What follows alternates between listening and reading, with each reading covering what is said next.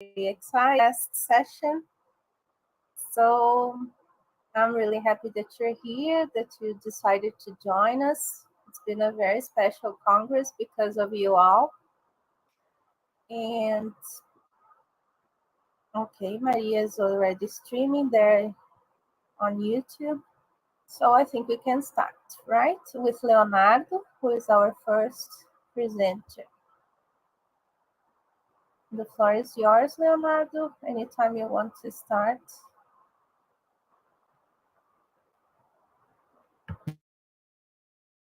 We can see it. It's screaming. It's screaming. Screaming. No.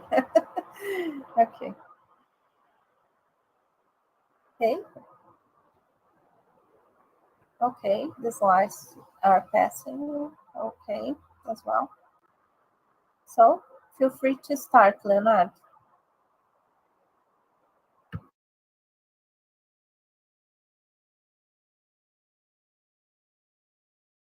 Sorry, I was having a technical issue here. All right. Okay. Good evening, everyone. My name is Leonardo. I'm from UFRJ, Rio de Janeiro. And the title of my presentation, there's been a slight modification from the submission. Sorry. Investigating Automorphosyntactic Processing by English Lay Learners, an MMN ERP study proposal, and it's supervised by Professor Dr. Maria Soto from UFRJ. The question that I want to that my research asks is how native is non-native syntactic processing, at least when it comes to English lay learners. And what I'm calling here lay learners are those people who started to learn English as a second or foreign language after the age of 16, 17, after they became adults. Um, there is quite a few findings concerning lexical learning, for instance, showing that there is a very similar lexical processing between an L1 and L2, but morphosyntactically it's a little bit more complicated than that. And how am I going to investigate it?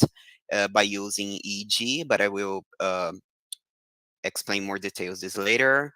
And what I want to see not only is how if an L2 speaker of English can process morphosynthetic processing, but also if they can, what modulates this type of processing. Yeah, maybe some lay learners can and so others can't. So an overview of my presentation, a brief introduction to the topic, to what is the EEG and the ERP extraction technique, linguistic ERPs, L2-related ERPs, and my experiment proposals. Remembering that this is a proposal, this is what I will research in my doctorate. I am a doctorate student at this moment as I speak. When we talk about morphosyntactic processing, we're talking of a type of processing that, regarding a one, would be processed via rules, via computation, and not through declarative memory, let's say, or explicit knowledge. And whether or not able to process morphosyntactically the L2 will depend on how you view acquisition as well. So if you believe in account according to which a lay learner can learn fully acquire a second language as posited by some studies, then okay, you will process L2, the L2 morphosyntax, you know, I was going to say tranquilamente. Sorry. You process it. Yeah. There are some other hypotheses, however. For example, shallow structure, according to which proficient speakers of an L2 will remembering that I am talking about adult learners. According to the shallow structure hypothesis, you may process syntax, but only as simpler structures. most more complex ones, you would have to recur to semantics. And language dependency by Fernandez, she claims that you apply the same strategies to DL2 as you do to DL1 in terms of processing syntax, but these strategies that you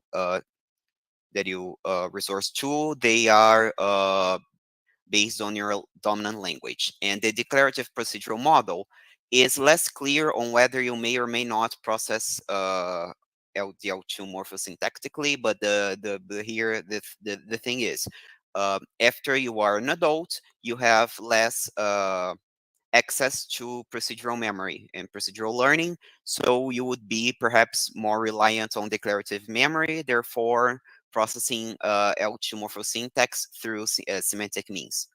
Um, so there are many variables which may affect the processing of L2 morphosyntax, at least through parsing, which are age of arrival or acquisition, proficiency level, L2, L1, L2 similarity, duration of immersion, the learner's motivation, and so on and so forth.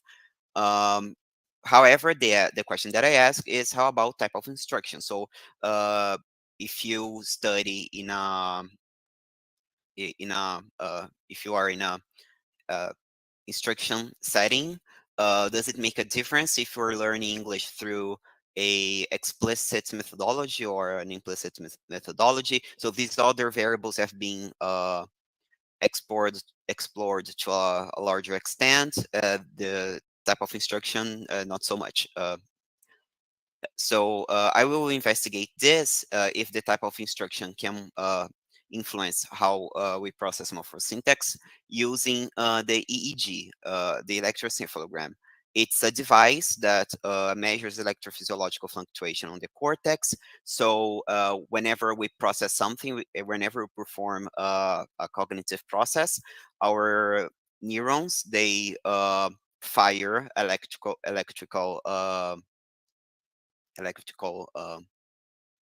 I don't know the word for this, electrical signals, and these signals, they may be detected by the EEG, but the brain doesn't process only language when we want it to process language. It processes lots of things. So in order to reduce the noise to the data, we the EEG experiments require that you repeatedly stimulates the participants. So if you are, for example, if it's a rating task, if you want to investigate the rating processing, you have to show many sentences. So you can average the data that you collect from the people, and then check for possible possible um, components.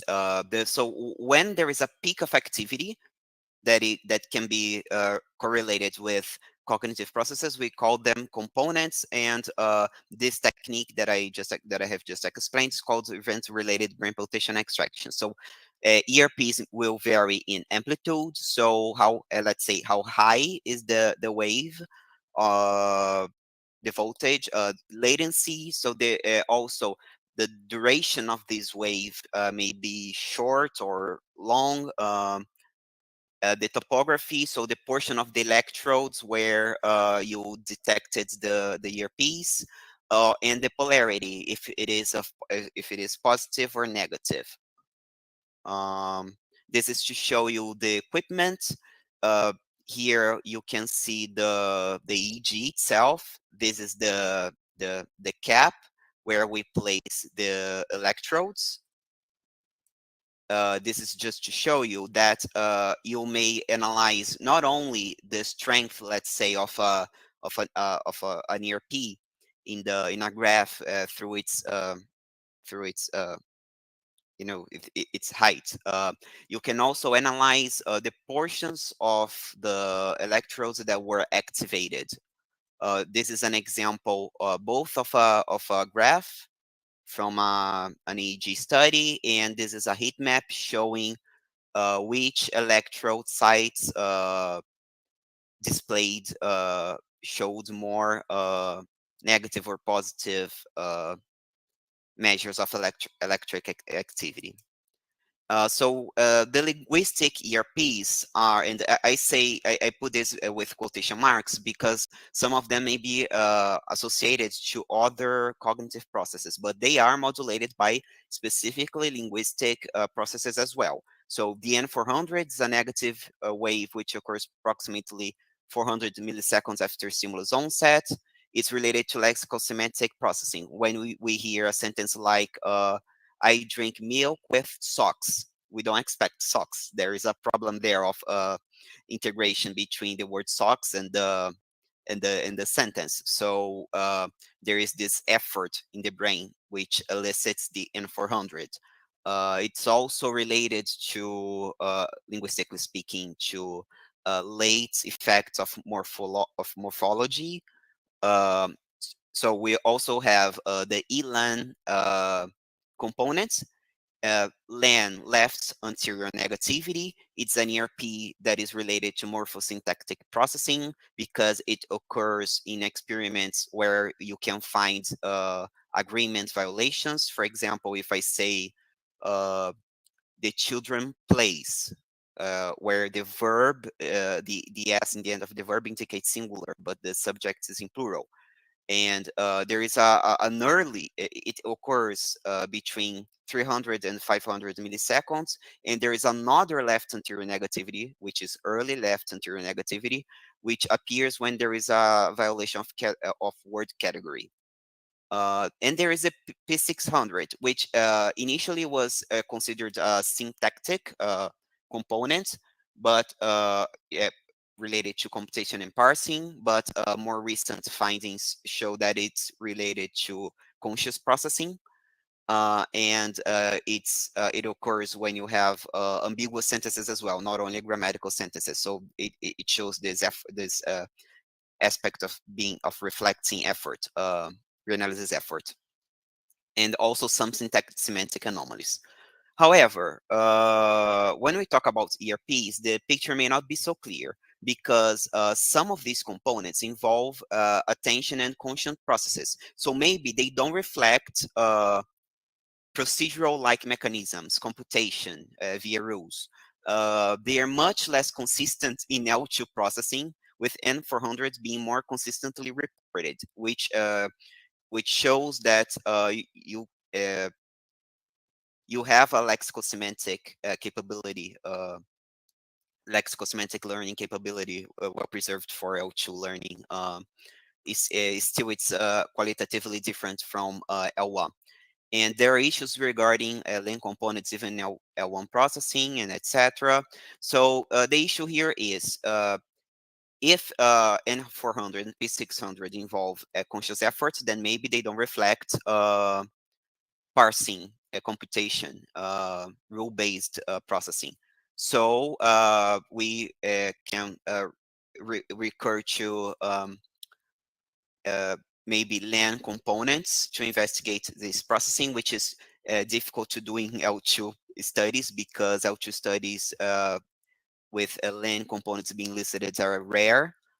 But there is another one which is completely mostly pre-attentional, called the MMN. Mismatch negativity occurs in this time window. It's described as pre-attentional because it occurs when participants are paying attention to movies without sounds, and mute movies, and the participants are listening to the stimuli, and that's why it's considered pre-attentional. It's very early, so it's being a component of interest when investigating the possibility of computation via rules. A main advantage requires the use of a reduced number of stimuli, so may reflect processes restricted to those specific stimuli. MMN, the MMN component has been associated to phonology, morphology, and grammar number agreements. In L2, morphology and number agreement studies have been reported, phonological as well, but I focus on these two because they reflect rule-based processing. So considering findings from different ERP studies, it is not clear whether we may apply procedural-like mechanisms to the LG processing as we may do with our native language. So my study proposal, and I'm sorry that I have to rush through this part due to time, uh, my study proposal with EG is the following. There will be 4 experiments in 2 days. Day 1 with Brazilian Portuguese, because this will serve as the baseline to see if we engage parsing mechanisms in L1, then we can check if they also occur in English as L2. So the same set of participants who will be highly proficient participants, highly proficient in English, they will, in the first day, participate in the experiments in Brazilian Portuguese. The first session to elicit the MMN, the second session to elicit LAN or LAN or the P600s, and day 2 in English. Why do the perform 2 experiments? Because they're this way I can assess, for example, if you have an MMN and if you have an LAN component, you can maybe correlate both of them and show how they reflect parsing. So my hypothesis is that proficient English learners from language schools that apply implicit instruction methods will resort to computational rule-based mechanisms to process English morphosyntax, therefore display MMN and LAN components to grammatical stimuli. The dependent variables will be latency, amplitude, and topography. Independent variable surface frequency of critical stimuli. In the literature, we see this effect of frequency on processing of words, on the processing of words. Type of L2 teaching methodology. So one group will be participants from language schools that use implicit instruction methods, and the other group will be from schools that apply explicit instruction methods, and perhaps gender identity. I can't get into details due to time, for the reason of, uh, of why I included this, and random variables, item, and participant. Design variables held constant in the age of arrival, proficiency level, word regularity, orthographic neighborhood. Um, these are some examples of stimuli that I intend to use. Uh, Due to time, I can show this later on if anybody asks about it, but I'll have to skip this now. What is open for debate regarding my experiments? How to measure proficiency? If using shadowing task, timed grammatically judgment task, adaptation of CAE, the LAN experiment task, because I have to include a task in the experiment, otherwise the participant will just keep staring at the screen and maybe be thinking about, I don't know, his problems with money, I don't know. And some aspects of the stimuli are still open for debate. What else to investigate for qualitative analysis, motivation, self-reported proficiency, verbal working memory, metacognition, studying strategies. And this is a part of another uh, analysis that another debate that I wish to engage in, more related to applied linguistics and teaching methodologies and English learning. So conclusion, ERP studies have a lot to contribute to in terms of understanding Brazilian Portuguese processing as well as L2 processing by Brazilian speakers. Such a study may directly impact debates not only regarding psycholinguistics, but also language teaching. And if possible, despite the many challenges, we could aim to create a more direct bridge between psycholinguistic studies and applied linguistics. These are my references. Thank you for attending, especially to Amanda for organizing this event and staff of the symposium. My contact information is here. That's it. Thank you. Thank you so much, Leonardo, for your special thanks to us. And very nice, interesting. I would have some questions. So we have questions and comments at the end, okay, guys, as we're using to do it. So thank you, Leonardo. Now I'll ask Miyuki to. No, is it Miyuki? The next? Let's see. Sorry, that I'm a bit lost. I guess that's me. It's Marina, right? Marina is Okay. the second. Miyuki will be the fourth. Okay, I was concerned because Miyuki had to wake up really early in Japan to be here with us. But it's Marina, Okay. Marina Limeira, right? Lameira. Lameira, I'm sorry. Okay, no problem. So, can you guys see my PowerPoint presentation? Yes, it's not full screen though.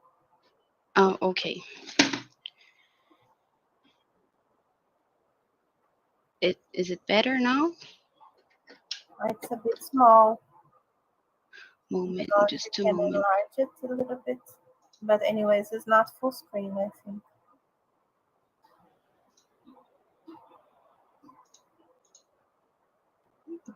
No, it's better, huh? Thank you, Does it work Marina. now? It, it's still a bit too small. I think you're not doing it like a presentation. I think you have the option here in your lower bar or upper bar. I don't know. Is it Here? PowerPoint that you're using? Yes. Okay, so you're Okay. supposed to have one.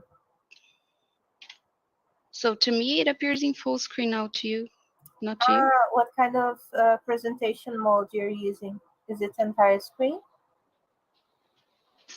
Apresentação de slides, normal. É I don't porque know. na apresentação do Google Meet você tem a opção entire screen, Ah, okay. a window or a tab, right? Okay, I'm trying again. Okay. Yeah, it usually doesn't work if you don't use the entire screen. I don't Ah, know. ok. A tela inteira. I guess now it's going to work. Okay. Does it work now? Or not yet? Not yet. It's still not full screen. And Now now? it is. Uh-huh. Okay. So thank Okay. you, Marina. I'm sorry that you had a little bit of trouble at the beginning. But thank Oh, you so much. Anytime you wish to start, the floor is yours. okay. Okay, so sorry for the technical problems. So my research has the title Evidence of Non-Selective Lexical Access to Second and Third Language in Unbalanced Bilinguals, Multilinguals, and then 400 study on the processing of interlingual homographs. So we have developed this research at Universidade Federal do ABC, Federal University of ABC, and we also had a teacher in collaboration from Federal University of Ceará. And my advisor was Professor Dr. Maria Teresa Carter Goulart. Okay, so a widely spread model for bilingual lexical access is the BIA plus model, which states that it gives support to the language non-selective hypothesis of language lexical access. So this hypothesis proposes that when a bilingual person is taking a task in a certain language A, language B is still active. So both languages are actually active simultaneously, and the language which is not being used is like in a standby mode, waiting to be activating according to the stimuli that is presented. So research based on orthographic stimuli have given the basis for this model. And there are two parts. So it proposes that both languages are activated simultaneously, L1 and L2. So the first language and the second language, which are positioned together in language nodes. And when a certain word appears, if this word has characteristics of two languages, there may be a facilitation or a conflict according to these characteristics of the stimuli.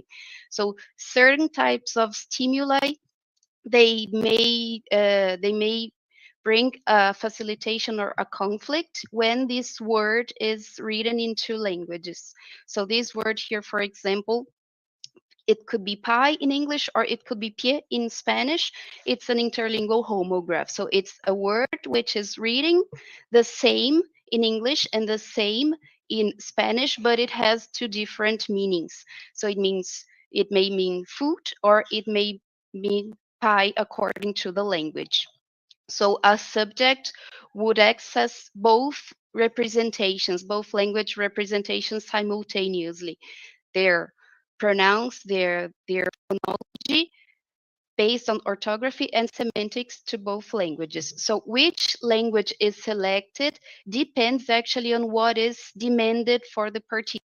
So there is a second phase, which is a task schema, in which the subject has two languages activated, and depending on characteristics of stimuli and what is demanded from the speaker, it takes a decision, and it could say this word belongs to a certain language A or a certain language B.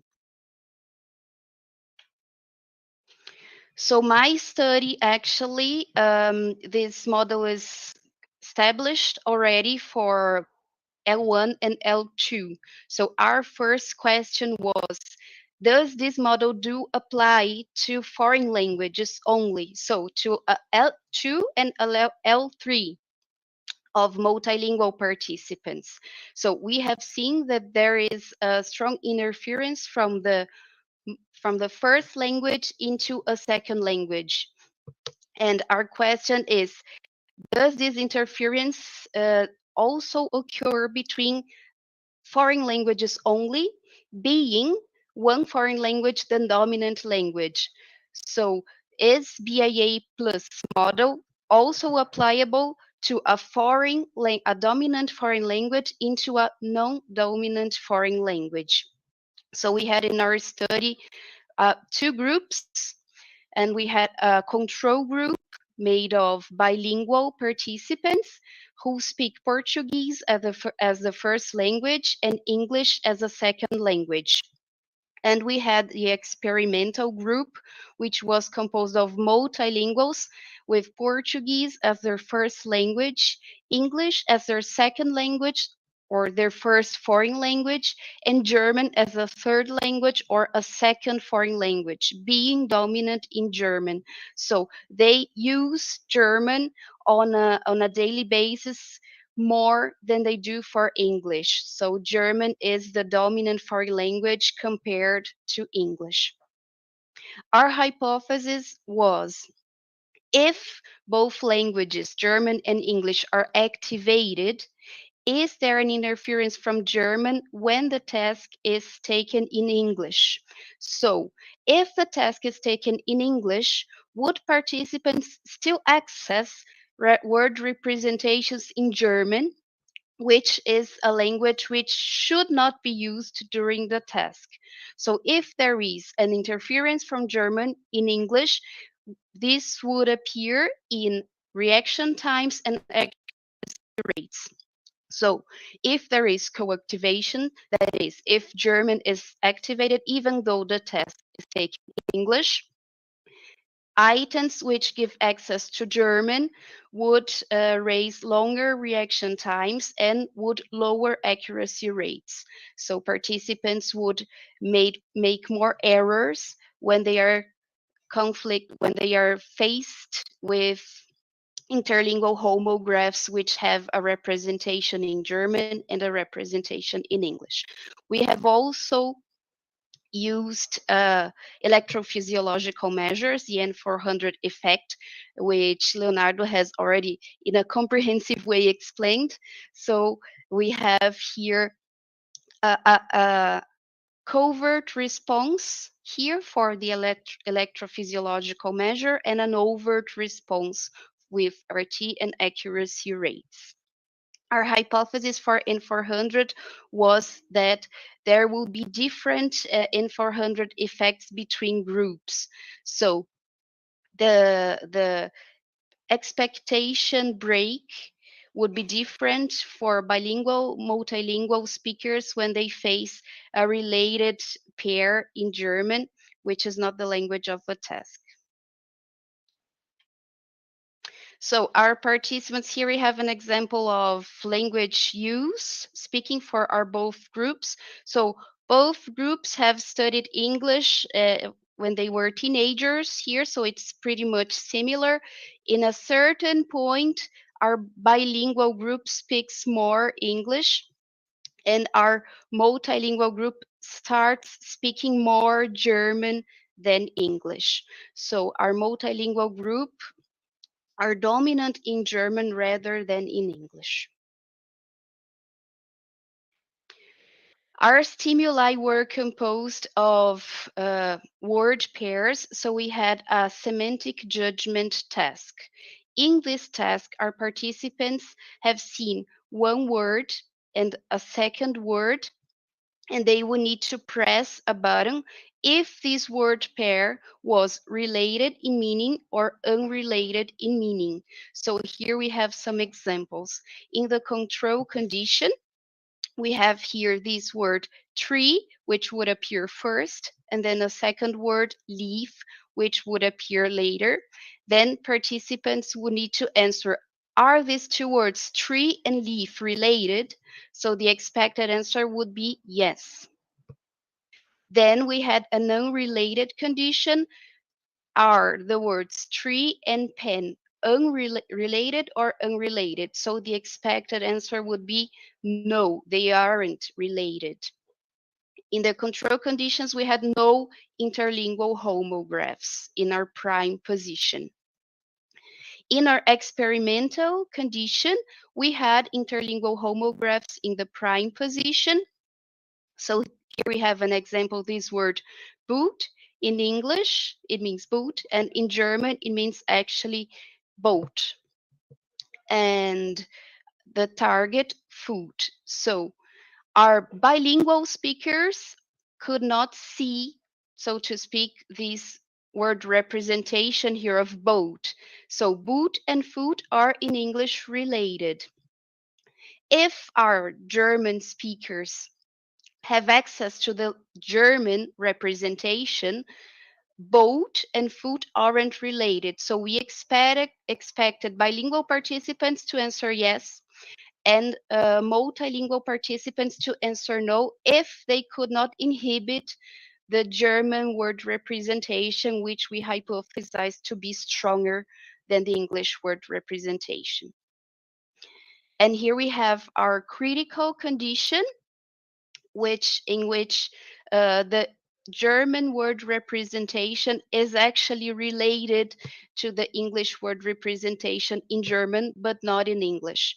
So here, these words are unrelated in German, in English, but in German they are related. So we expected here our multilingual speakers to either to make a mistake and to have lower accuracy rates, or to answer correctly but take a longer step in the language processing, so that they could inhibit the German word representation, which was not demanded by the task. So in this case, we expected participants to have a longer reaction time. Our stimuli preparation consisted of some steps. So we have created these word pairs based on software, which is also based on language research. So which words are more related than others? Thesaurus in dictionaries, normal dictionaries, and also these language softwares. So we had dictionary and word association websites, also based on previous research. We have measured these psycholinguistic variables for all stimuli: word frequency, word length, familiarity, concreteness, and relatedness. And our task, as already explained, was a semantic judgment task. So we had 11 bilingual participants and 13 multilingual participants for the behavioral results. And for the electrophysiological results, we had a little lesser than that due to technical problems during the experiment, or or noise in the signal recording. So our procedure was Participants have entered the room and they have spoken in this first time of the experiment Portuguese, and they have taken these estimate IQ measures, vocabulary cubes, and digits. So these are intelligence measures, so that we could rule out the possibility that difference between groups were actually due to differences in IQ. Then we had the language measures per se, which were semantic fluency and phonological fluency, and also the Boston naming test.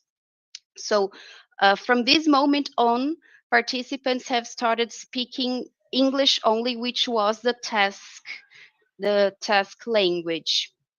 So bilingual participants have taken these tests in English, and multilingual participants have taken these tests first in English and then in German. And they have also taken these vocabulary tests, which is in Portuguese, in order to see if proficiency in the first language was also matched between groups. Then we had our experiment itself, which had behavioral measures, so accuracy rates and reaction times, and electrophysiological measures, my mistake. So here actually electrophysiological measure, which was the N400 component. And then we had a post test in which participants had to translate all stimuli words into Portuguese so that we could see that participants were really familiar with the stimuli, and to be sure that they were actually not just guessing. And participants have spoken also, the multilingual participants have taken the test first in Portuguese, then in German, and then English from this moment on, so that they could engage in the English language mode and have no interference from the German language during the experiment itself. So here I have an example of the task.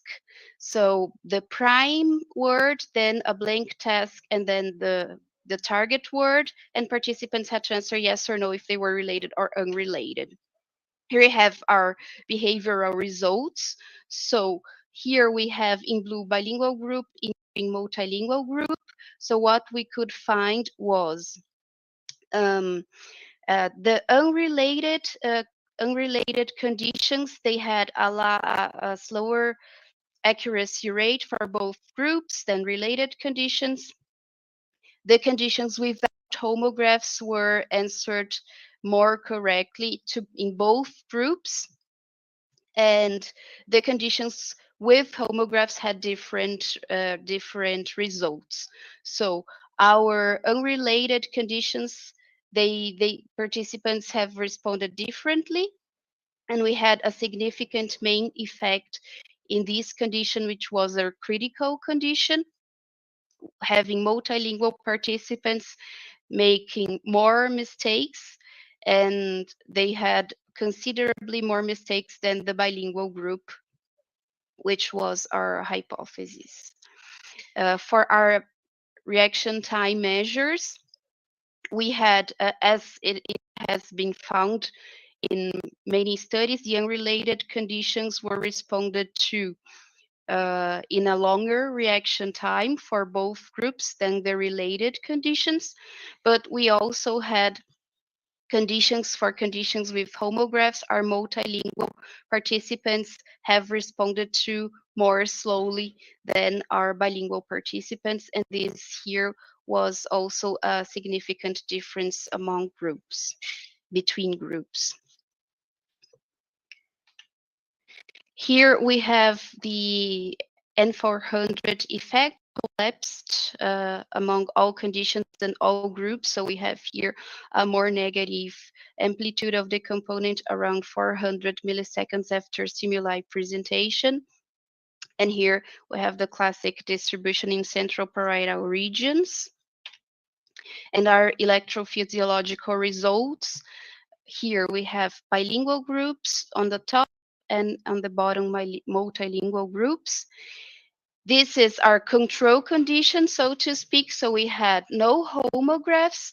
We had related conditions with less negative amplitude and unrelated conditions with a more negative amplitude, as it is reported in the literature for this component. The conditions with homographs for bilinguals, the N400 was a little smaller than these control conditions. So actually our bilingual participants have reacted to interlingual homographs differently also, which wasn't expected by our hypothesis. But these differences were stronger in our multilingual groups. So in the multilingual groups, there are actually no difference between related and unrelated conditions, either in conditions without homographs or conditions with homographs. So they have responded to our word pairs as if there were no difference actually between homograph presentation or no homograph presentation. So we hypothesized our multilingual participants got confused which language they were faced with, and they could not in our first moment, this unconscious response, we could not see this difference between word pairs in the multilingual group. So this difference was statistically significant for the multilingual group, but we had also a homograph effect for both groups. So we could not completely eliminate other factors from the interlingual homographs to our control group too.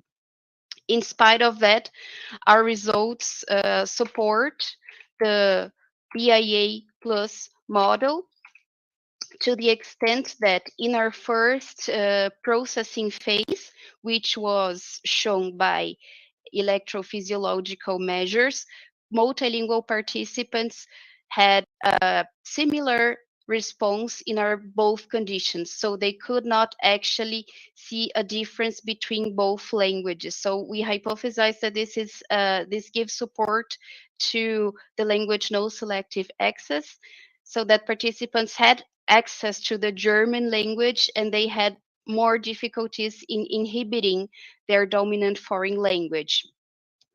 In a second moment, participants they did have answered correctly to some part of the stimuli, so they could have the language selection in a second processing time, but they still have made much more errors in our critical condition. And when they have responded to the stimuli correctly, they did with longer reaction times. So that's it. Here are my references, and I'm finished. Okay, Marina, thank you very much. A very interesting experiment, right? And we will have comments and questions at the end of the session, okay? Thank you. Now we have Ramon. Ramon is here. Yes, I am. Can you hear me? Hello, yes. I'm sorry, my connection or my computer is a bit slow, so sometimes I might not respond quickly. I should share my screen with you, right? Please. I'm sorry to the other participants presenting. So, We had a little bit of our schedule is a bit late, right? Uh, but then we'll start with Ramon now. Ramon, if you want to test your presentation, feel free.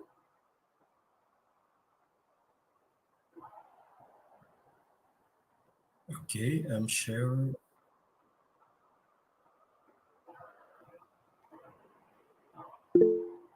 Sorry. It's a bit slow here. Okay, share.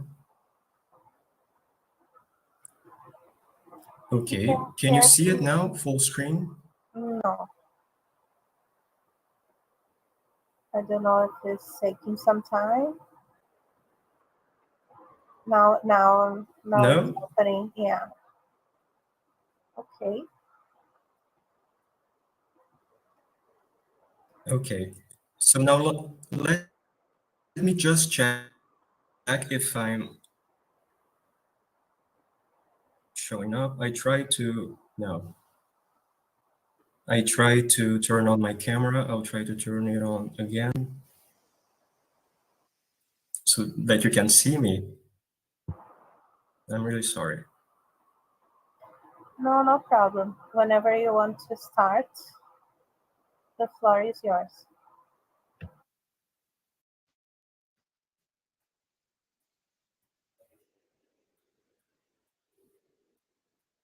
Okay, I'll do it without the camera. That's okay. So my name is Ramon. Okay, so thank you. My name is Ramon. And I'm here to present the results of our research, which is named Animacy in the Processing of Relative Clauses by Brazilian Portuguese L1, English L2 bilinguals. And I was supervised by Leitão and Gomes, okay, from the Federal University of Paraíba and University of Porto, respectively. So I would like to start with this quotation from John, and I think that's how you pronounce it. So it goes like this: constructing relative clauses is one of the core processes in complex sentence formation and has been intensely studied in the field of psycholinguistics. So I brought this here because it is precisely because relative clauses are complex structures that in my opinion, they have been intensely studied in the field of psycholinguistics. And it's one of the reasons why we chose to study this kind of structure. So traditionally, subject relative clauses have been deemed easier to process than object relative clauses. And okay, I'll skip this for now. I'll come to this part later. And this difference was supposedly due to the greater syntactic complexity of object relative clauses. So you can see here two examples of relative clauses. The first one is a subject relative clause, and it's the fossil that scared the children became very famous in France. So you can see that here the sentence subject, the fossil, is also the agent, and it's very near, almost adjacent to the verb scared. So it's a simpler structure syntactically. In the first sentence, an object relative clause, the children that the fossil scared became very famous in France. You can see that the sentence subject, the children, is actually not the agent of the verb. The fossil is the agent, and it's very far from the verb. The children of the fossil scared. The fossil scared the children. So this is a sentence that is more syntactically complex. Okay? So that's all good and fine, but some studies show that when the animacy in such structures is controlled, differences in processing cost between both types of relative clause may be attenuated. So you see here that the fossil, let's get the children, the fossil is an inanimate referent, while the children in the second sentence is an animate referent. So according to some studies, this is significant. This may be significant when it comes to processing cost. So I bring here a few studies that are famous in this area of research. The first one by Mack, Vonk, and Schrieffers. It was a self-paced reading experiment in Dutch, and no difference was found in reading times if the object of the relative clause was inanimate. So that's a different finding. Traxler, Morris, and Seeley also in 2001 did an eye-tracking experiment in English, and they found that object relative clauses were less difficult when the sentence subject was inanimate. And here there's a study by Cabral, not the Cabral who spoke earlier, it's a different one. In 2016, he made some Portuguese corpora. This will be significant in a moment. European Portuguese corpus and a Brazilian Portuguese corpus.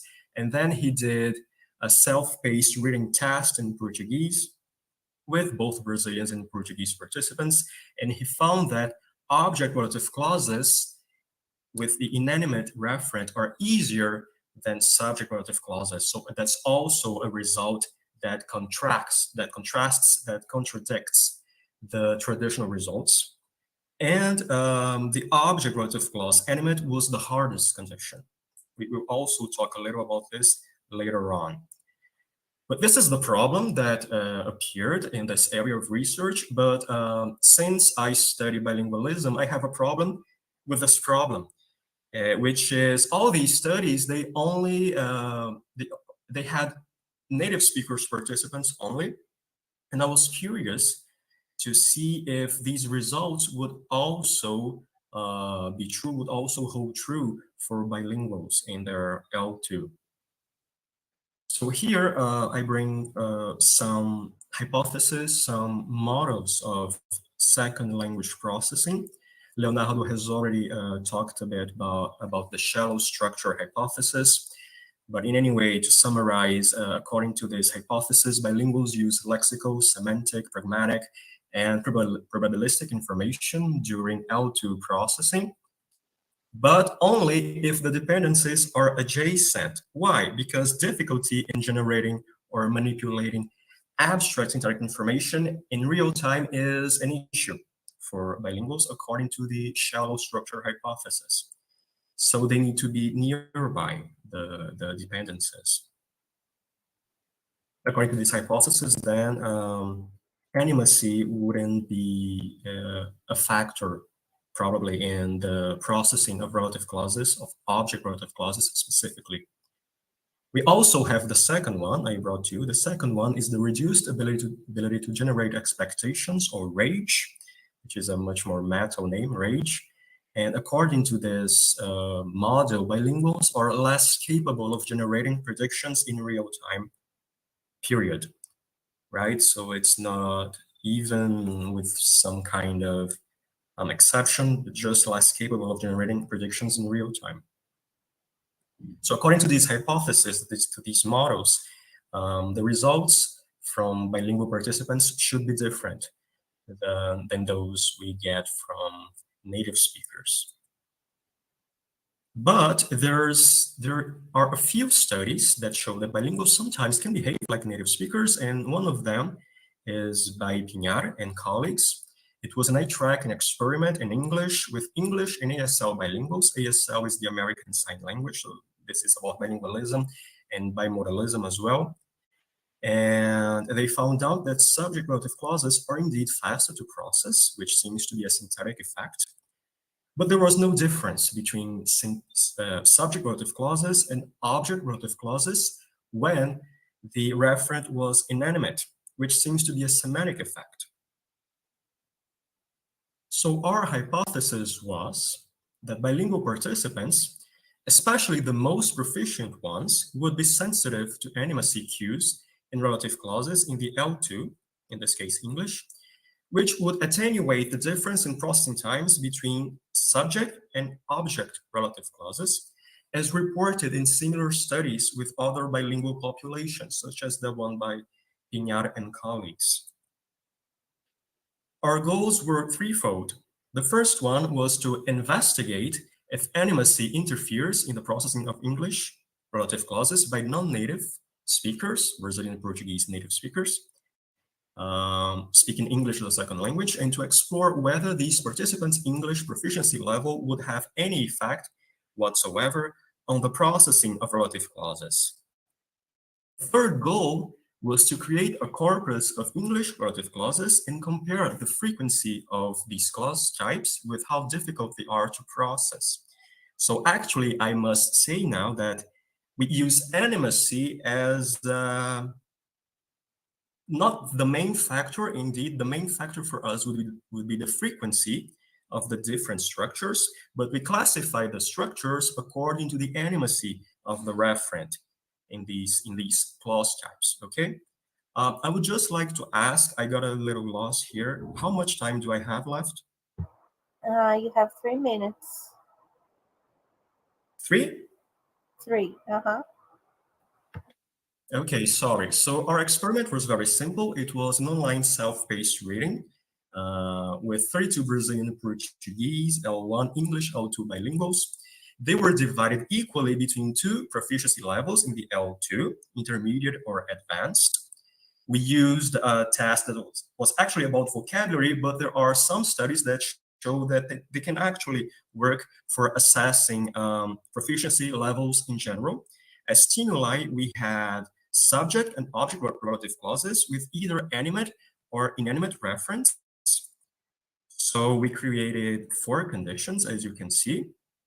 Relative clause, subject relative clause, animate, inanimate, object relative clause, animate, and inanimate.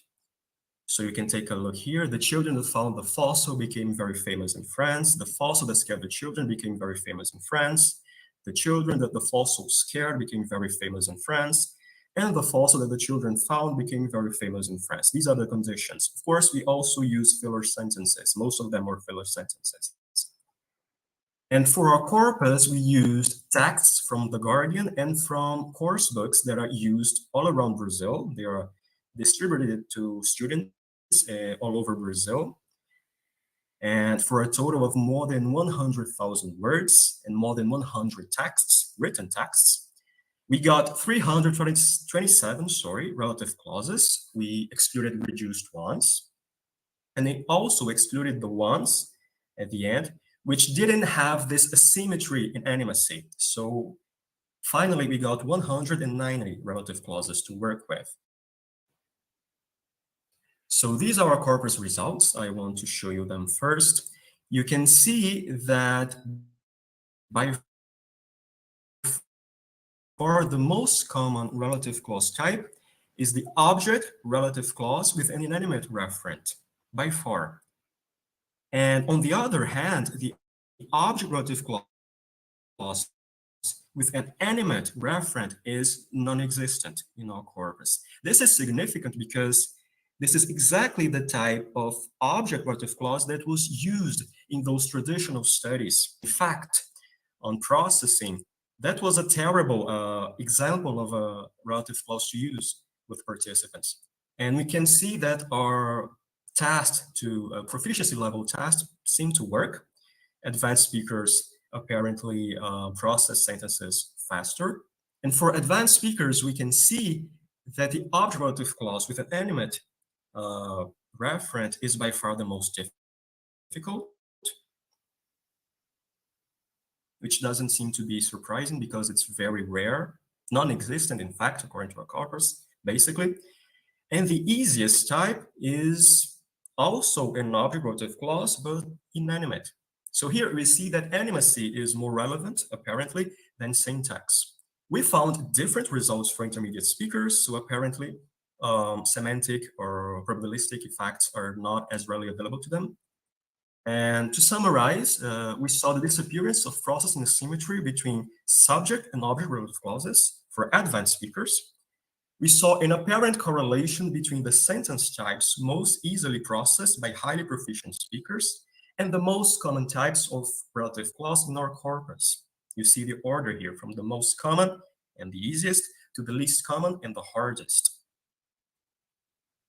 We got different data from intermediate level participants. So perhaps they don't use animacy and frequency as cues, at least not as much as more advanced participants. So the shallow structure hypothesis and the range hypothesis don't seem to explain our results. And transfer also doesn't seem to explain our results because we saw that the frequency of the relative clause types are very different in Portuguese and English. So we don't think they were using data from their native language to process relative clauses in English. These are my references. I'm sorry I had to hurry up a little. That's it. And thank you very much for being with me so far. And I'll wait for you later for any questions or comments. Thank you, Ramon. Yeah, it's been a snowball, so everyone got a little bit extra minutes, but don't worry, we are in our last I'm trying to stop the presentation. Okay, thank you, Ramon, for your presentation. It was very interesting. Miyuki, I'm sorry if it's not usual in Japan that I talk to you referring to your first name. I'm not sure. Is it okay? Yes. And I'm sorry that we had a little bit of time schedule problem here, but now, if you don't mind, we can start your presentation or test if it goes well. We are using, in the mode of presentation, we are using the entire screen. It has been working better. Okay. Let me share my screen.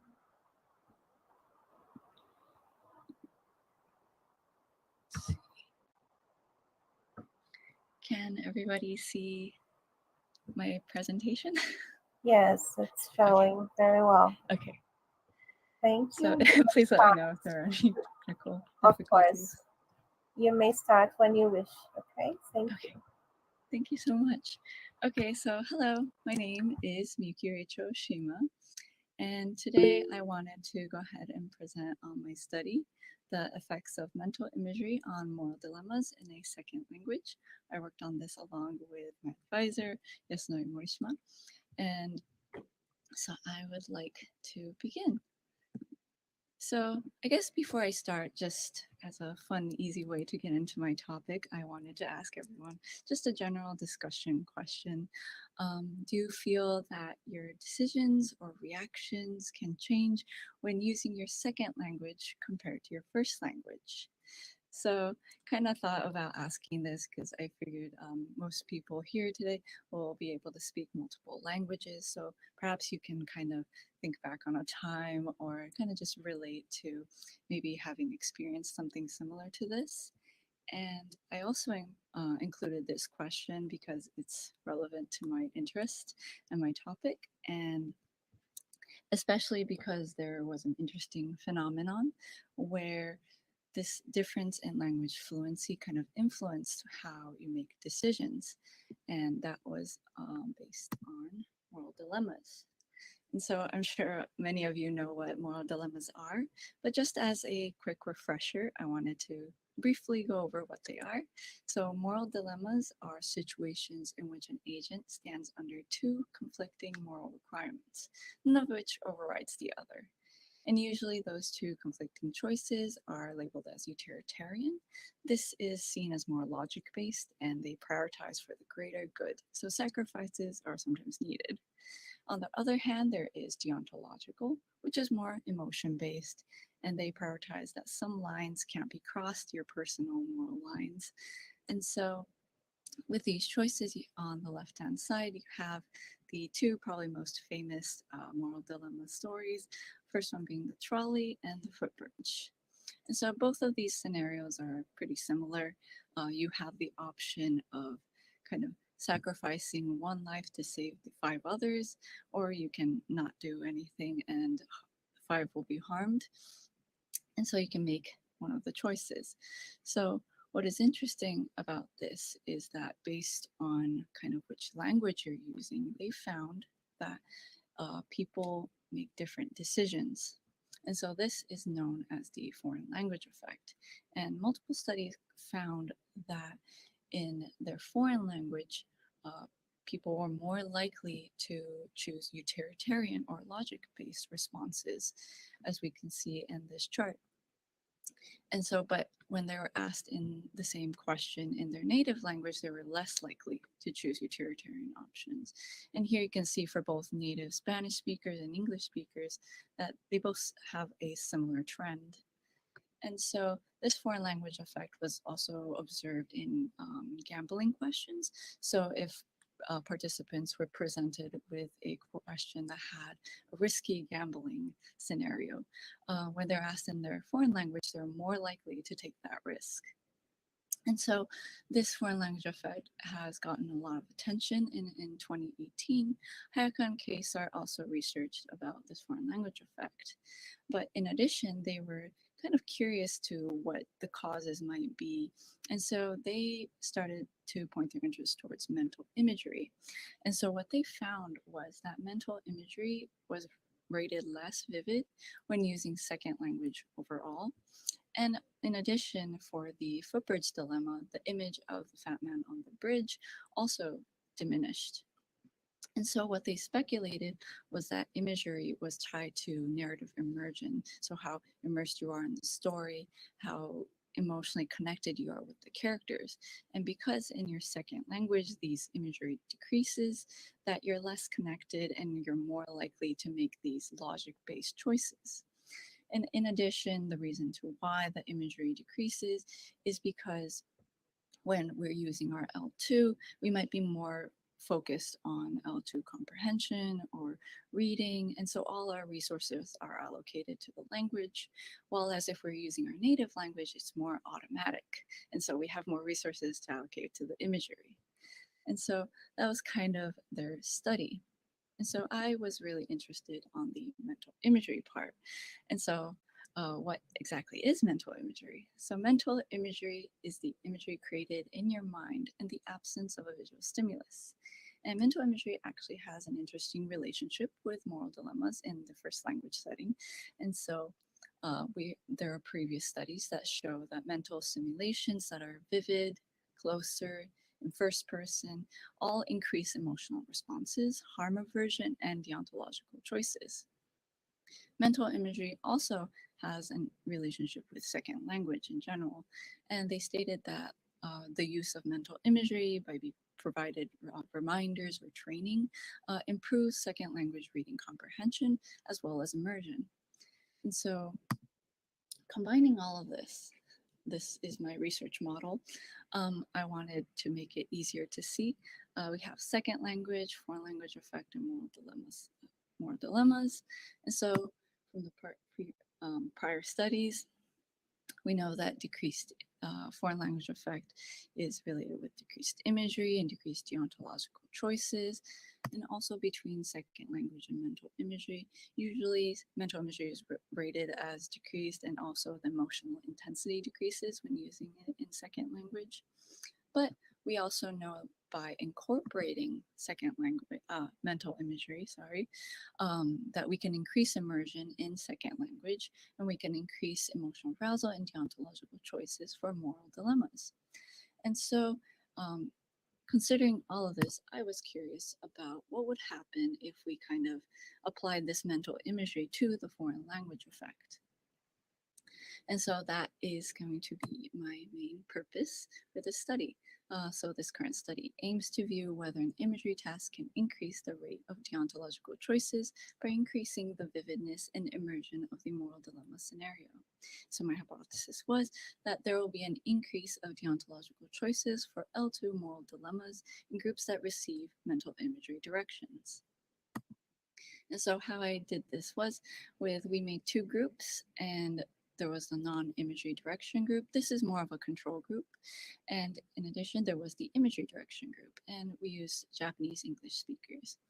And so for the materials, we used the narrative transportation questionnaire to kind of measure how they rate the vividness and the immersion of the stories they read. Two moral dilemma scenarios, English proficiency test, and a demographic questionnaire. And so a little bit more in detail of what I did is, so it was a pre-test, post-test structure. And so each group read a moral dilemma story, answered a question about the moral dilemma, and then responded to the NTQ. And so as you can see, the imagery direction group had a little imagery instruction task included. And so this was just a simple instruction that heavily emphasized on using your mental imagery while reading the story to fully immerse yourself. And so this was kind of the two groups. And so this is an example of the kind of moral dilemma I presented. I can't read the whole thing to you right now as I'm restricted on time, but basically the question kind of asked, is it appropriate for you to basically push some people off the boat that's sinking to save yourself and the majority of others? And if you answered yes, that would be considered a utilitarian response. And if you answered no, that would be deontological. And so I'd like to continue on to my results. And so as a manipulation check, I used the narrative transportation score.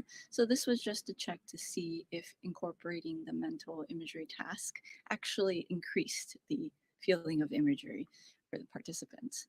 So you can see in the non-imagery direction group, there was not really much a change. which is expected. But in the imagery direction group, there was an increase, a significant increase in imagery. So thus we can assume that there was an increase in narrative immersion after the imagery direction. And then we will now focus on the actual moral dilemma question for the yes-no response. And here you can see that for the non-imagery group, the graphs kind of look similar in terms of ratio of yes to no choices in pretest and post-test. While on figure 2 for the imagery group, the shapes kind of look a little bit different. There's more people answering no on the post-test. And so I would like to kind of go more in detail of this results. And so now we will be looking at the more in detail yes-no interaction in the moral dilemmas. So in these graphs, we're just looking at what number of people chose what kind of responses for the pretest, post-test. And just for this time, I want to focus on the green and gray bars. So this just states that how many people switched from yes to no or no to yes between the pre-test and post-test. And as you can see in the control group, the amount of people that shifted were pretty similar. While as in graph 3, you can see that the amount of people who originally responded yes went to no was greater than the people who went from no to yes. And there was a marginal significant difference between them. And so this is interesting. And with that said, I want to go into my discussions. And so for overall, from pretest to post-test, the imagery direction group showed a marginal increase to yes to no responses for the yes and no moral dilemma questions. In addition, as we saw in the manipulation check, there was an increase in the NDQ score, indicating that there was an increase in visual imagery and narrative immersion. And so we can say that the hypothesis that the exposure to mental imagery tasks increases deontological decision in a second language setting was partially supported. And can possibly say that after reading the imagery directions, the participants were more likely to imagine the characters vividly, resulting in higher deontological choices.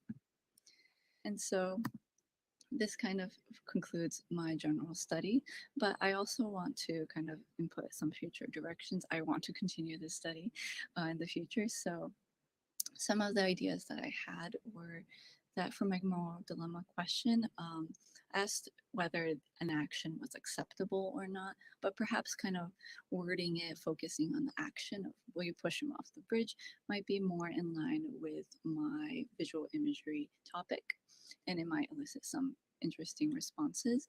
And in addition, I thought about possibly doing a qualitative study, focusing more on what the person imagines while reading the scenario, the cultural settings, the characters, etc.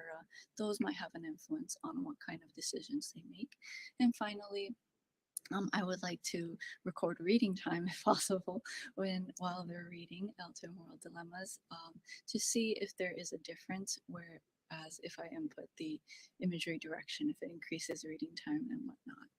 But due to time, I will end here and thank you all for listening. Thank you very much, Miyuki. Very interesting topic, right? And relevant for our daily use of L2, right, in the social setting, in the real world. So Miyuki will have comments and questions for last, okay? And now we have our last presenter. Thank you so much, Miyuki. Very interesting. Hello, Luisa. We finally meet. Yes, hello Amanda. Thank you so much for having us. That's great that you're here. Hello, Pietra. Pietra was most of the Congress, right? In many sessions, Pietra was. Yes, thank you. Thank you again. That's okay, guys. So now is your turn, right? So if you would like to test your presentation. Okay, I'm opening here. Let's see.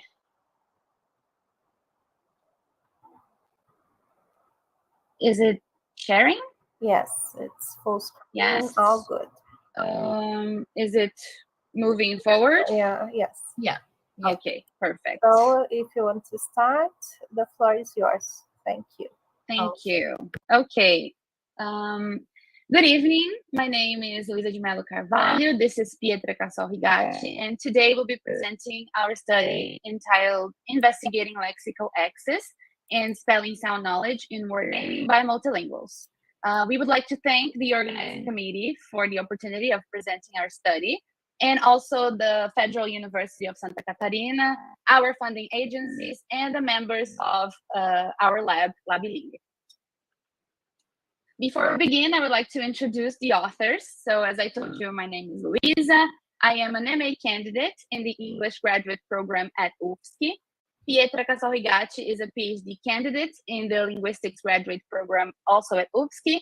And our advisor is Dr. Mailce Borges Mata, a professor at UFSC and the principal investigator of the Language and Cognitive Process Laboratories, Labiling.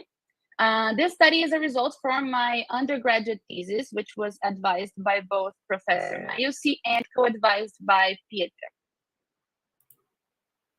Okay, so a lot of differences can be found across the written representation of languages in varying degrees. The more the system differ, the harder it gets for learners of an L2 to acquire it. Despite these differences, all languages learned by an individual can share information since they are always active in the mental lexicon to some extent. In this study, we address this issue in the case of multilingualism. Thus, our objective was to investigate language selectivity and lexical access and the sharing of phonological information from the second language to the third language. This study is part of Welling's family of studies, which investigates lexical access and the multilingual mental lexicon. Our study was inspired by Lee, Nem, and Katz 2005, and we assessed phonological priming in two different conditions through a word naming test to investigate language selectivity during lexical access in word production in native speakers of Brazilian Portuguese who have English as a second language and are learning Korean as a third language. It's important to highlight that we use here the same terminology that was used by Lee, Nem, and Katz.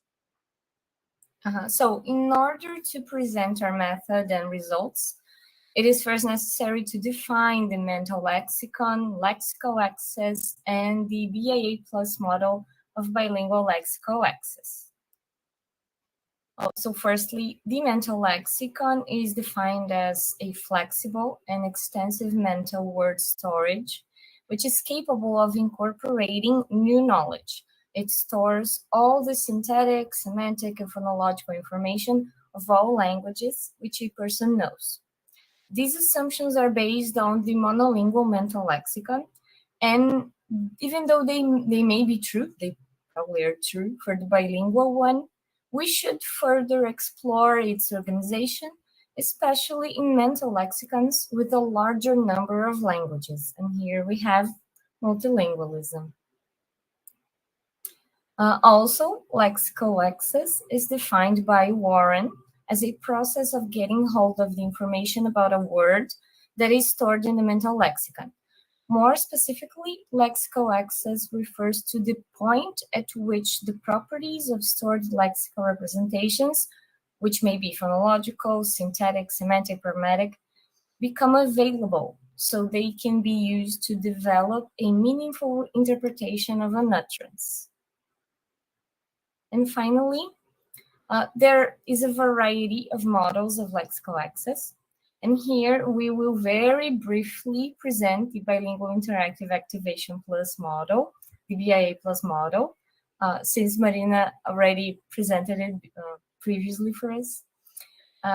It proposes a non-selective lexical access and also an integrated mental lexicon across languages.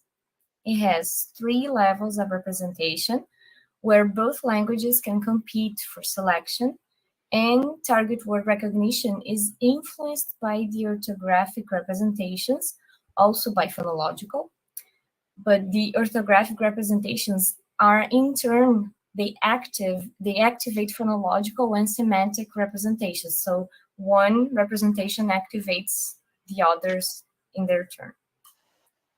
But then what happens when the languages involved do not share orthography? They only share, for example, phonology. Since we are discussing orthographic information, it is important to briefly explain the writing systems involved in our study. The three languages here are represented by alphabetic writing systems. However, they differ in the type of script used. Brazilian Portuguese and English both are represented by the same alphabet, the Latin alphabet, but Korean is represented by the Hangul. For those of you who are not familiar with Korean, here we have an image to help you understand how it looks like. And it differs from the Latin alphabet in a variety of characteristics. First, they differ by the type of graphemes used to represent each phoneme.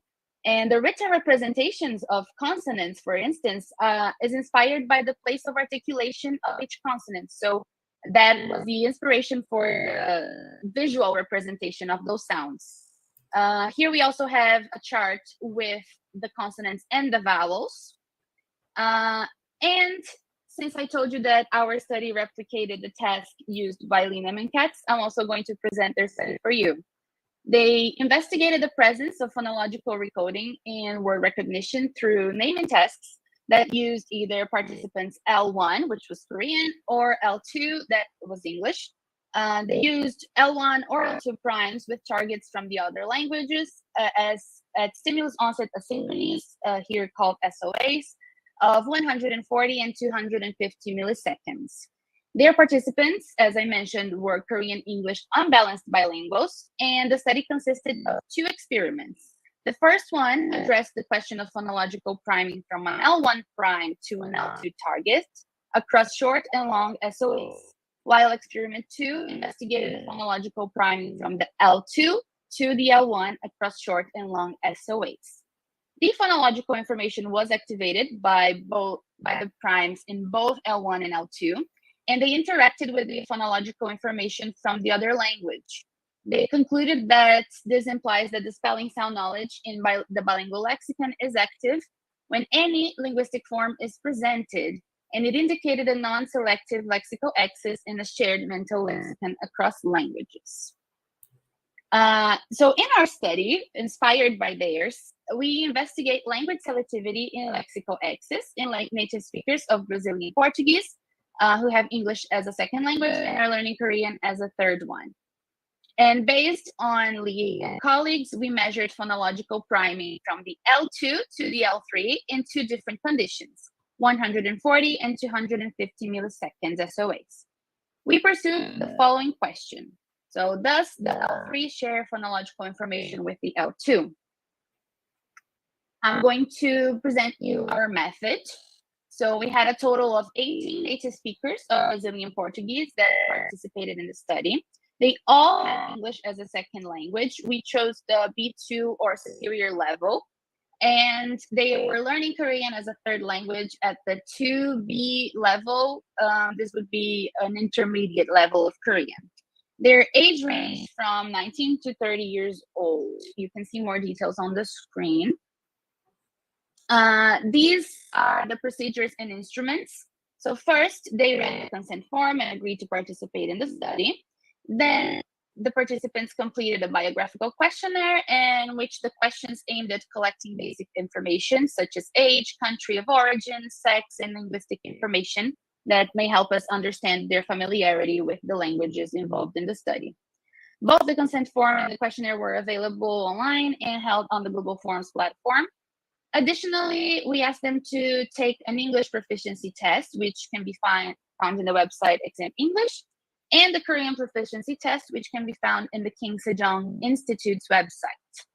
Finally, they were asked to partake a word naming task, which we will explain in the following slides. So in our word naming task, participants were required to read aloud as quickly and accurately as possible 192 Korean words divided into 2 blocks, each consisting of 96 trials. Each target Korean word was preceded by either a phonological or a control prime. This is what a phonological priming trial looked like. So first, participants would be presented with hash marks for 500 milliseconds. Then the phonological prime would come on the screen, either at 140 or 250 milliseconds. And the target word would appear for 1500 milliseconds. The same structure was used for the control trial. We just changed the type of prime. So this is what a control trial looked like. And here are results. So data analysis was carried out using R.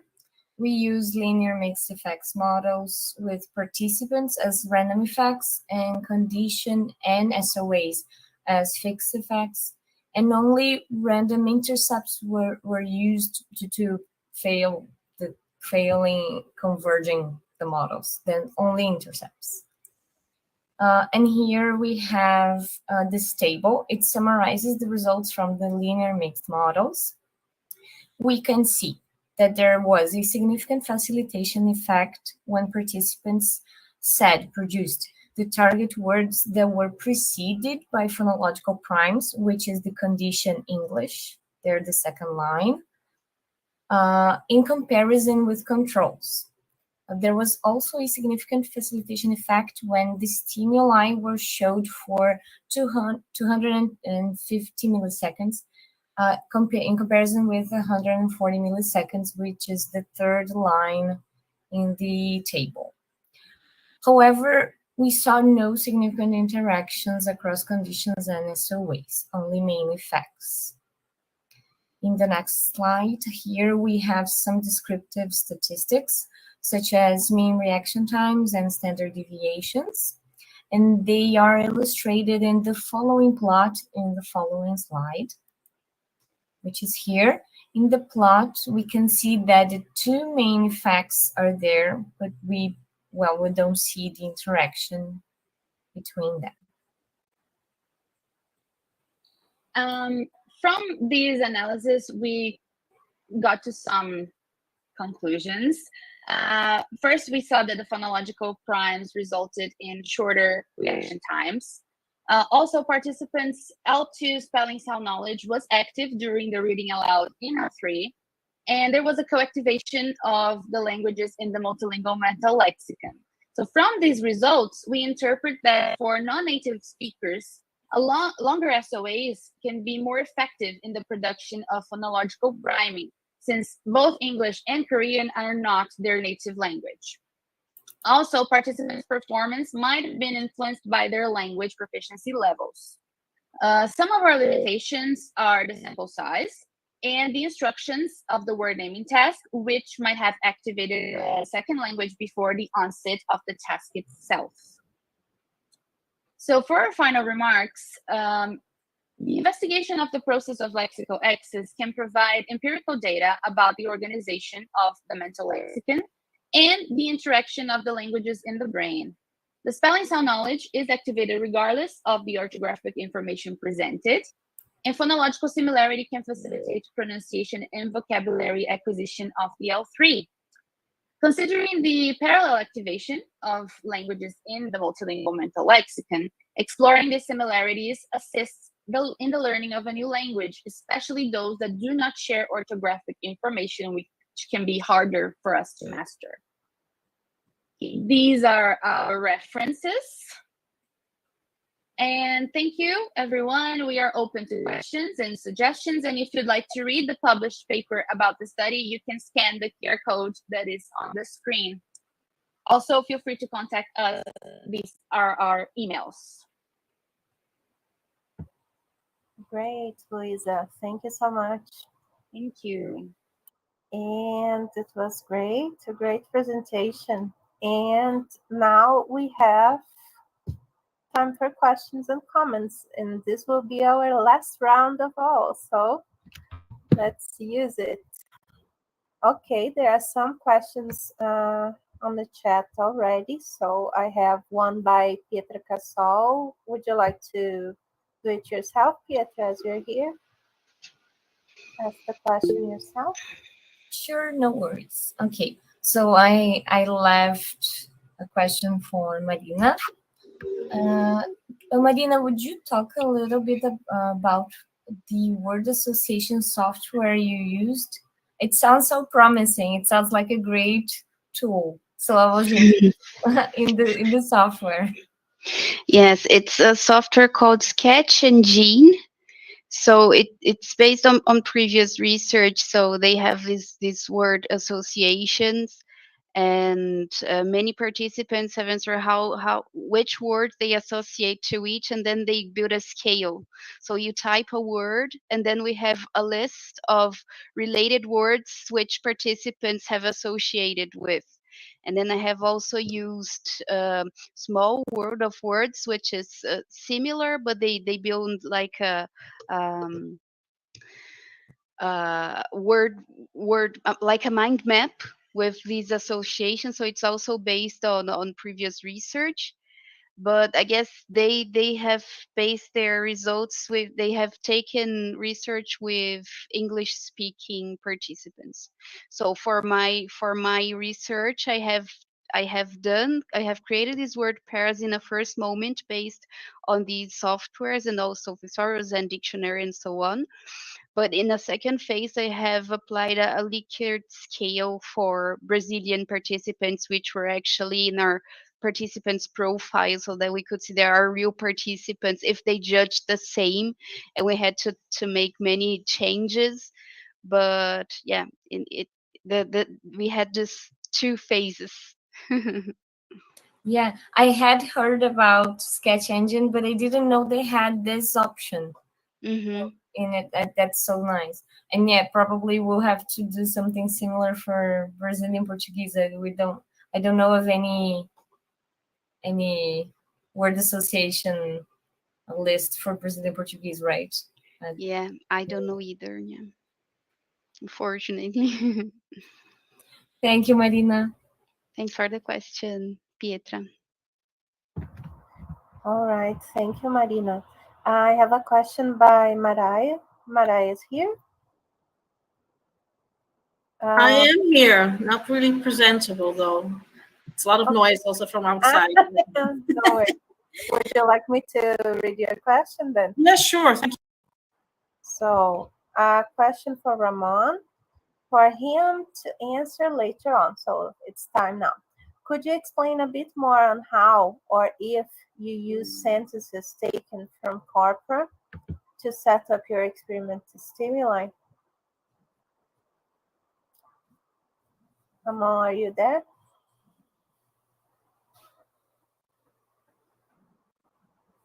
I'm here. I'm having a few problems with my connection. I didn't hear the question, but I read it earlier. I think it's the same.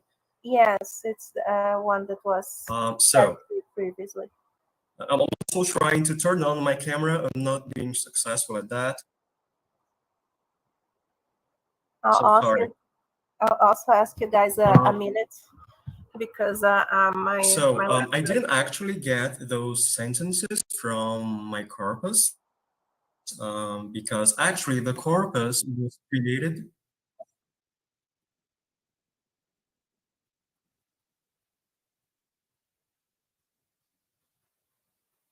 I'm sorry, can you hear me?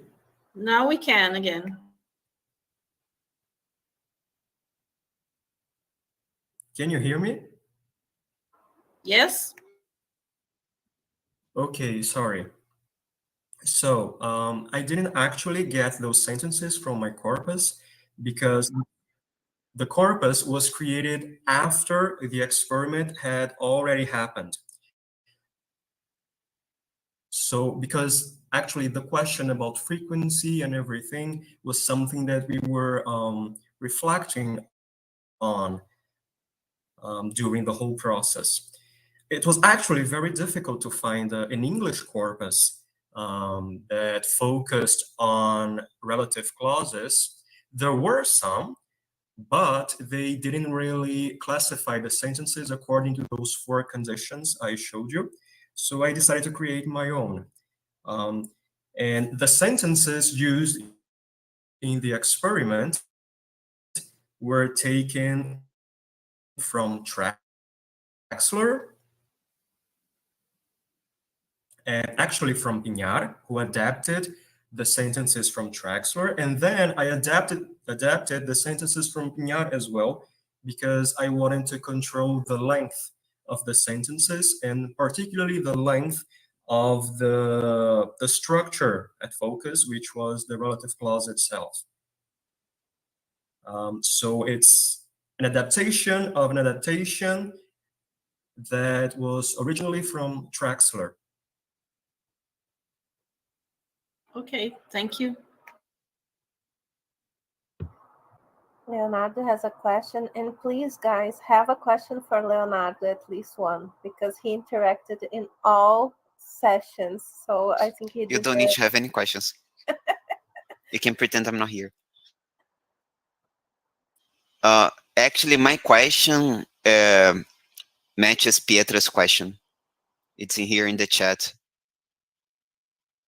Pietra says, it got me thinking about language teaching mental imagery. Have you came across any comments on the possibility of imagery helping language teaching? And I had a similar question, if you want to answer both of them together, Milky. If there are any correlations between increasing imagery capabilities and improvement or other types of effects in L2 performance. Sorry, I was looking for the Pietra's comment right now.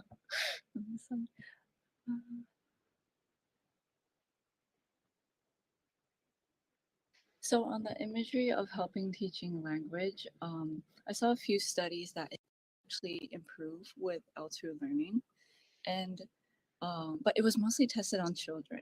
So I'm not sure about whether in adulthood, but it was mostly associated with children learning, and it's better because they associate it with the image as well, especially during reading. And one of them was the Wang et al. Research that I mentioned. They tested it on second language learners in reading, and they had this rigorous training where they had imagery where they were reading comprehension tests. And so they would go through this training where they were told what to imagine exactly. So if they imagined something that was unrelated to the text they were reading, they would be told to reimagine and just start from the beginning. And after that, apparently they got more efficient at imagining while they were reading passages, and that made their comprehension and retention much stronger. And so I feel like it has a lot of possibilities for teaching and incorporating. I would very much like the reference to this study. Oh, yes. If you could. I need to find It's amazing. On the last slide. It's okay. Somewhere on the last slide.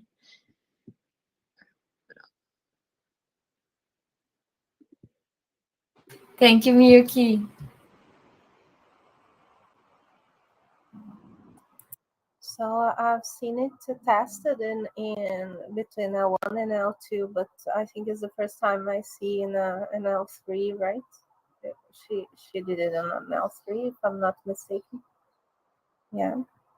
Miyuki, what do you think would be the implications in the real world of your theme of experimentation? I originally was interested in like the real world application of how international like conversations and relating things such as that.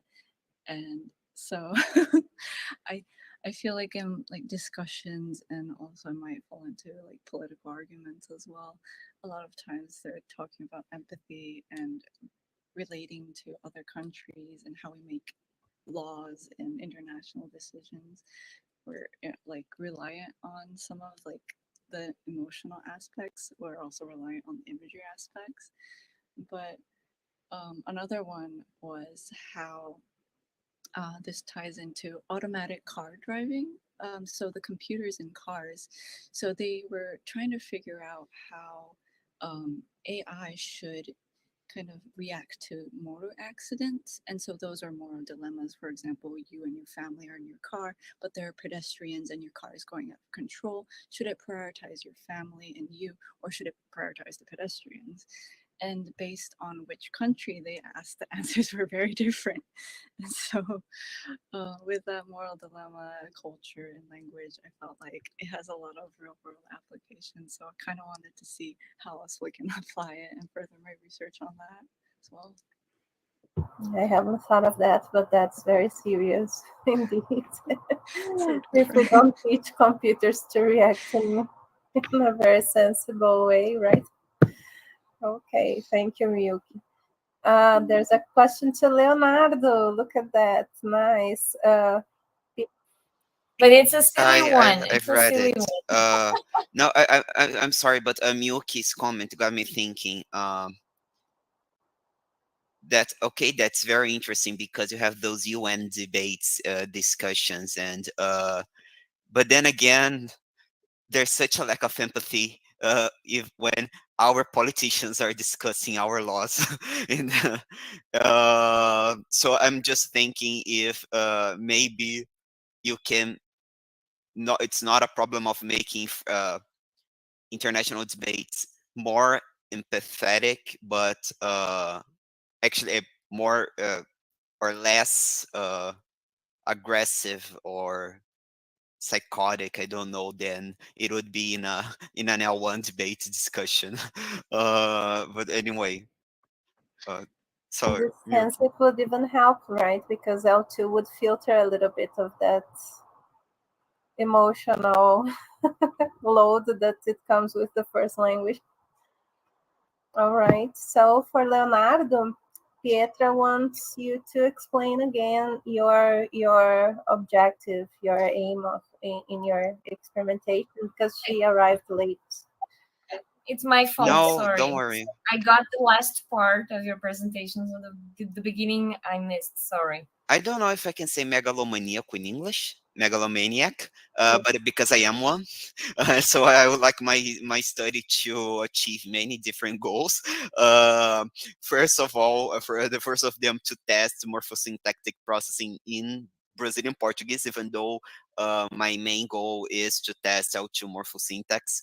The second one is to try to check the parsing status of the left anterior negativity component to see if it doesn't reflect parsing. Because MMN, as it is pre-attentional and as it is very early in terms of the time window of its occurrence, it's been greatly associated to parsing, to automatic parsing, automatic processes. Just to be clear, the MMN is a component that is mainly related to phonology, to the perception of changes in acoustic simulation. But there are some paradigms, some designs which restrict the MMN effect to morphology or to a syntactic effect, grammatical processing. So that's why I want to test both, to have an experience with the MMN and with the left anterior that is supposed to elicit the left anterior negativity. That's nice. Oh, now everything makes sense. Okay. And it sounds so nice. Thank you. You're welcome. Oh, yes, and there is also the issue that I could say, okay, so the MMN is the one to indicate parsing. So we'll test just with the MMN, but due to how the MMN works, you can only use a very restricted number of stimuli. So the LAN directed experiment will use many more, a larger variety of stimuli. So so this would help me avoid to have to avoid certain criticisms indicating that, oh, okay, you got an MMN effect, but it's restricted only to these few 5 phrases, some aspects of them. That's it. Yes. You're avoiding the limitations, so that's great. Yeah. Trying to anticipate them. Yeah. Mm-hmm. Marina, I was forgetting that I had questions for you. Now I remember them looking at you now. And just concerning the BIA plus, right? There you're showing all the arrows as they're bidirectionally feeding each other in a positive way, right? The way you showed. But actually, there are some in Tom's model. He previews some interactions that are inhibitory, Mm-hmm. and he represents it as a dot, like a circle, instead of an arrow. Just Mm-hmm. Mm-hmm. Yes. to have a look at that. Mm-hmm. The other Thanks. thing was concerning your results. I was a bit puzzled. I don't know if I understood them well, so I'll ask for clarification in a point that I think you should interpret both ways. Like if they don't distinguish the homographs from the non-homographs, right? Um, I think you could think that is non-selective, or or you could think that they're only selecting one of the languages. From this result, I Mm-hmm. could interpret both ways, like they're Yes. only selecting English because you started with the instruction in English, you haven't put German anywhere before, right? And then they only answered in English, right? So maybe one possible explanation is that they didn't activate. If you're a selective theorist, right? Yeah. They could interpret, no, for me they didn't select German, for instance, right? But Mm-hmm. I'm with you. I think they probably didn't realize that the languages are so intertwined that they don't um, separate at all, like they interpret as the same lexicon, right? I don't know if we see that much, to be honest. Like, Yes. I guess if we take the electrophysiological results apart individually, when we see they had similar patterns for condition with homograph and condition without homograph, we could interpret this way. But then if we consider also our accuracy and reaction time results, they go more in the direction that they indeed got confused by the presence of homographs, because in our critical condition, which was the pair was related in German but was unrelated in English, they have made much more errors, and that was the statistic significant difference in comparison to the other conditions. So in the other condition with the homograph, they also made more mistakes. And if we take these conditions with homographs compared to the conditions without homographs, there were more errors. And when they did answer correctly, the reaction time was longer. So some, this result may indicate that they did have to inhibit the German representation. And what was also interesting was that in our second critical condition, so to speak, so the condition in which the word pair was related in English but unrelated in German, they also had more errors, but not so many errors as they did in the condition which was related in German. So our interpretation from that is that when the relatedness is strong in the dominant language, it's more difficult to inhibit and to remember that the task is in English. I found that with primes when I did a bilingual list naming task. And then they had very similar cognate words in Portuguese and English. So I got a very strong inhibitory effect as well, and in the cognates, right? Mhm. And okay, and then I would just ask you if you also control for dominance of the L3 and L2. It's really their L3. In the sense that they learned less, they are less dominant in German, or Yes, we had measures, proficiency measures in our tests. So the Boston naming test and semantic fluency, phonological fluency. So the proficiency in English was matched, and in a sense that their proficiency in English was really similar in both groups. But we also had a self-report, self-assessment of use of English, of language. So our multilingual participants, they have self-assessed their language use, and they have stated that they have used their German more frequently on a daily basis than in English. So most of them were actually German teachers who, here the situation for multilinguals here in Brazil, at least here in São Paulo, who I live, it's normally like this. We learn English at school as teenagers, and then later on in life we had to learn a, a one more second, a third language, a second foreign language.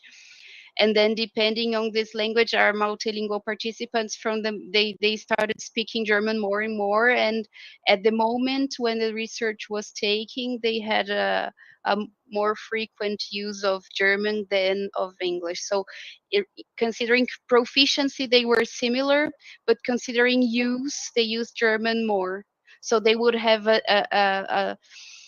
um, um, they would have access to German faster than access to English due to Even their language use. even because of recency, right? Because they use it more regularly. Is more nice indeed.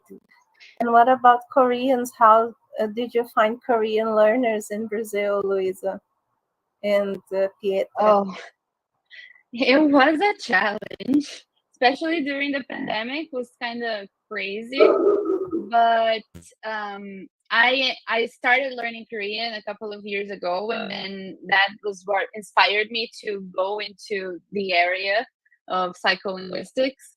And I had some colleagues who were taking a language course with me at a distance because of the pandemic, and also we don't have Korean language courses here in Florianopolis where we live, so everything was done remotely.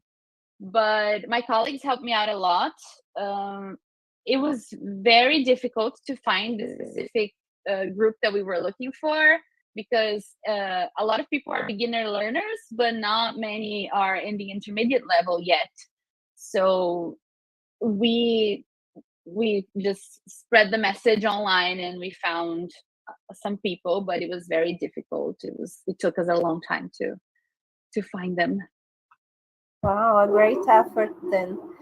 You I don't know if you know, but there are some colonies of Korean people here in Brazil, right? In São Paulo, in Paraná states, and also a huge colony of Japanese immigrants, right? In São Paulo, in Paraná as well. I don't know if there are some also here in the center of Brazil in Mato Grosso do Sul. So if you want to visit us, you won't be that far from home in some places where you visit. Very nice to meet you. Very nice that you are all here. And do you have more comments and questions? I'd like to ask Marina and Miyuki if your studies are published yet, because I really want to read them and then share them around to everyone. Thanks, Pietro. So, thanks. I'm happy to hear that. My study isn't yet published. It's in middle of a process. So we had submitted the paper. We got the peer review. Now we're writing the reviews and we're sending it back. So hopefully it will be published next year. I haven't sent my email actually, so I'm sitting here in the chat. So if you need anything, or you can write me back. Don't worry, I included all your emails to your abstracts as well. Yeah. So if you don't have it right now, sorry, my dog is also speaking beside me. but if you want to look for any colleague that presented or here in the Congress, you all find their emails with their abstracts. Okay. Thank you very much, Amanda. Don't worry, it was my pleasure. They're all very talkative outside. Sorry, my dogs. Okay, guys, it was a great pleasure to meet you, to organize this Congress, and to know so many people I didn't know, and making them comfortable to come and present their papers, and all in a very friendly environment. and that I just hope that we can continue, right, in contact, and also if we have the chance of meeting up in presence or collaborating in something, right? So I'm available, and I hope all of you are as well, to collaborate with each other. I think that's the nice thing about congresses, right? That we meet people and we network a little. Okay, guys. So I wish you all good night. And I am sorry, Miyuki, you haven't answered indeed. Yeah. So Miyuki is saying that is also working on her writing, right? So, but then you can keep in touch with Miyuki and ask her, right? Thank you all. Amanda, could you please send us the reference for the study that you mentioned about the inhibitory effect that you found? Or just the title, so I can look it up, because I think it's going to be very interesting for my MA thesis. But I found a phonology. Yeah, it was orthography to phonology, right? So yeah, may help you indeed, right? Just let me get from my ResearchGate.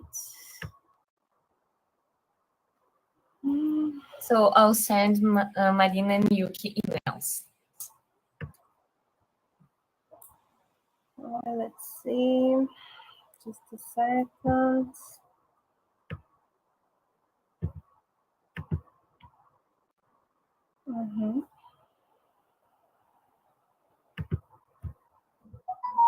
Pietra, Luisa, I can't wait to open your lab's website and download all of the published papers you have, so I can read them.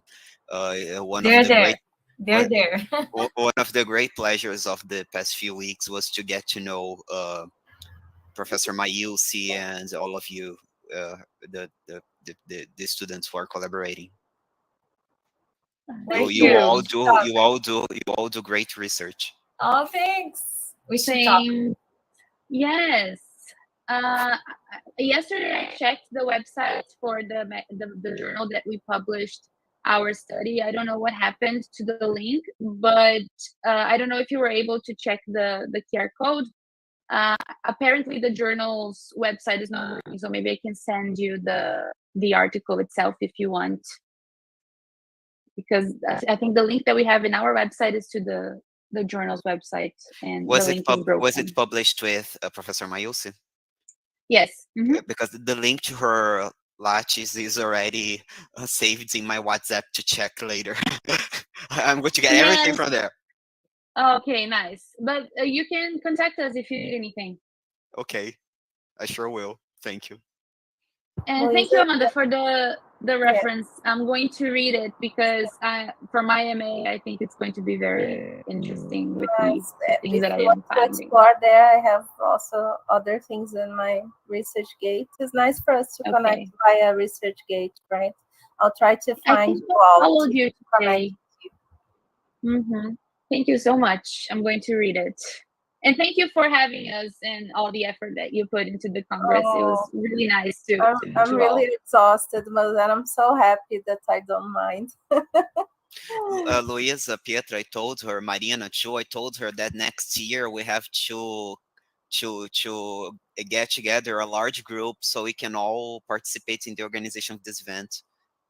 Right? Yeah, that's true. We should have divide the functions and everyone helps. Yeah, because there have been so many different studies. I had no idea that psycholinguistics of multilingualism was so productive here in Brazil. So we have ground to cover, you know. Yeah, that was amazing indeed because, but still, you see, I had only 2 or 3 proposals on the psycholinguistics of multilingual speech. So I think there are some fields that are missing in the general. I see less concerning with the interface with phonetics. So, well, then you have to be a phonetician and a psycholinguist is a bit more difficult. I engaged on that, but yeah, there are fewer people maybe that go that way. Also, indigenous languages studies. We had only 2 papers on that. More on. So it's for food for thought if anyone would like to engage in one of those interfaces. Something that I see that are missing because there weren't that many proposals on those topics. But that's it, guys, for today and for Thank our you. Congress. Let's keep in touch. Let's create more opportunities to meet, right? So from all over the world, right, Miyuki? We just have to be careful with the time zone. Okay, guys, Thank you so much. it was a great pleasure. See you all in the next opportunity. Thank you. Thank you. Bye-bye. Bye. Bye.